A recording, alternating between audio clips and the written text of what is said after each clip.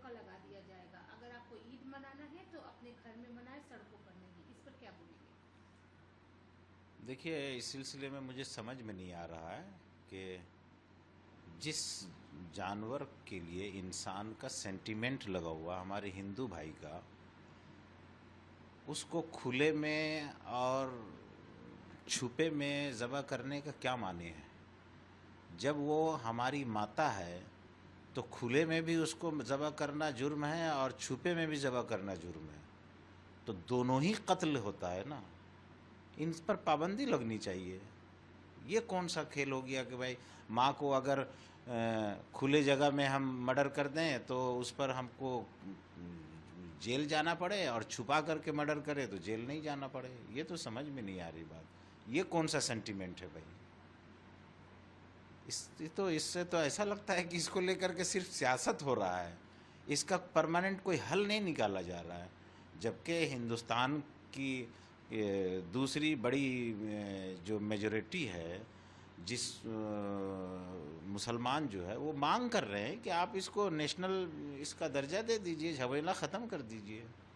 फिर ये सब कौन सी बात होगी, छुपे में और खुले में ज़बह करने का? ये समझ में नहीं आता है। अभी अगर बंगाल की बात करें तो कुर्बानी को लेकर जैसे देखा गया, मामला हाई कोर्ट तक चला गया है। मुस्लिम समुदाय का एक पक्ष पीआईएल किया है, जिसमें उनका कहना है कि गाय को या फिर कुर्बानी को जायज़ रखा जाए। हालांकि कोर्ट ने पीआईएल में ये खारिज करते हुए कह दिया कि ईद का हिस्सा गाय नहीं होना चाहिए। देखिए, जो भी हो, हमने पहले भी कहा है आपके माध्यम से, आज भी कह रहे हैं कि जो गाय को लेकर के जो है ना, इतना पॉलिटिक्स नहीं होना चाहिए। इसको लेकर के सीधा इसका नेशनल पशु का दर्जा दे करके मामला ख़त्म कीजिए। तमाम ख़रीद फरोख्त, एक्सपोर्ट इंपोर्ट सब बंद कीजिए। ये सब क्या करने का है? अभी अगर कुर्बानी की बात करें तो हुमायूं कबीर बोलिए या फिर सिद्दीकुल्ला चौधरी बोलिए, या और भी मुसलमान समुदाय के लोग हैं जिनका ये कहना है कि कुर्बानी तो होकर रहेगी, ये हमारी पुरानी प्रथा है, इसे बंद नहीं किया जाए, सरकार चाहे कुछ भी देखिए, करे। हम किसी के बात पर टिप्पणी करना नहीं चाहते हैं।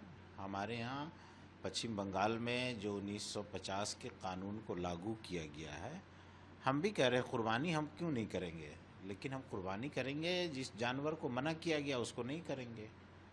हमारे हिंदू भाई का सेंटिमेंट उससे जुड़ा हुआ है, तो हम नहीं करेंगे। हम बकरा खस्सी कुर्बानी करेंगे।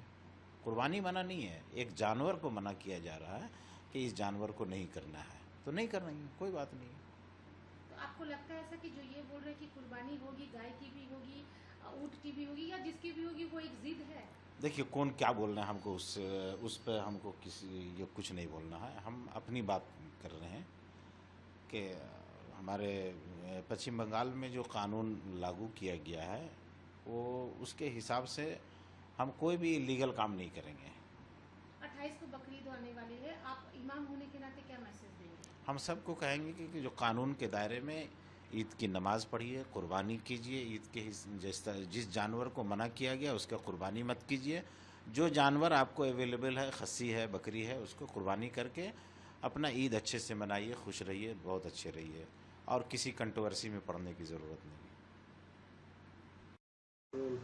इमाम साहब, राज्य सरकार की तरफ से ये भी बोला गया है कि मदरसा में वंदे मातरम मैंडेटरी है, इसे आप कैसे देखते हैं? क्योंकि बहुत लोग ऐसे भी हैं जो इसे अपोज भी कर रहे हैं। देखिए, वंदे मातरम जो है, मुसलमान ये ऐसा जुमला है, इसका मतलब होता है धरती मेरी माँ, मैं उसकी इबादत करता हूँ, वंदना करता हूँ, है ना। तो मुसलमान जो है ना, अपने देश से मोहब्बत करता है, देश की इबादत नहीं करता है। हम अपने प्रोफेट मोहम्मद की भी इबादत नहीं करते हैं, हम सिर्फ एक अल्लाह की इबादत करते हैं। ये मुसलमान जितने भी है सब एक अल्लाह की इबादत करते हैं। तो यहाँ पर शरीयत से जो है, हमारे आस्था से डायरेक्ट ये जुमला टकरा रहा है। इस सिलसिले में हम चाहेंगे कि सरकार इसको ऑप्शनल बनाए। जैसे इससे पहले भी दो और नेशनल गाने हैं, सारे जहाँ से अच्छा है, जनगण मन अधिनायक जय है, ये है। तो कोई अगर पढ़ना चाहता है उसकी मर्जी है, कोई अगर नहीं पढ़ना चाहता है तो बाकी जो दो नेशनल एंथम है उसको पढ़ ले, कोई हर्ज नहीं है इसमें। इसको ज़बरदस्ती करना एक ख़ास अकीदे को ज़बरदस्ती थोपना है। हम चाहेंगे सरकार इस पर नज़रसानी करे, बैठ के मशवरा करे, उसके बाद इसको जल्दबाजी न करे। एक और चीज, जब से ये सरकार आई है नए नए फैसले आए हैं जो कि देखा गया है कि मुसलमानों से रिलेटेड ही है। क्या आपको लगता है कि मुसलमानों से रिलेटेड हो या फिर किसी खास समुदाय से रिलेटेड हो तो सरकार को एक बार उस पक्ष से बात करनी चाहिए? जरूर जरूर, किसी भी मसले को देखिए, सरकार क्यों आती है? सरकार आती है समाज में, सोसाइटी में, देश के लोगों को सहूलत पहुंचाने के लिए, तकलीफ पहुंचाने के लिए नहीं। आप कोई भी चीज, कोई भी कानून लागू कीजिए तो कोशिश कीजिए कि जिस समुदाय, जिस लोगों पर ये नाफिज होगा, उन लोगों के बड़े रहनुमाओं से बैठ करके एक मर्तबा बात किया जाए, मशवरा कर लिया जाए, उसके बाद उसको लागू किया जाए। सरकार लोगों को सहूलत पहुंचाने के लिए है ना, लोगों को परेशानी में डालने के लिए नहीं ना बनती है। तो इसलिए हमारी सरकार से अपील है कि इस पर बैठें, बात कर लें, मशवरा कर लें। और भी नेशनल गाने हैं, उसको रखा जाए जिससे किसी को ऑब्जेक्शन नहीं हो।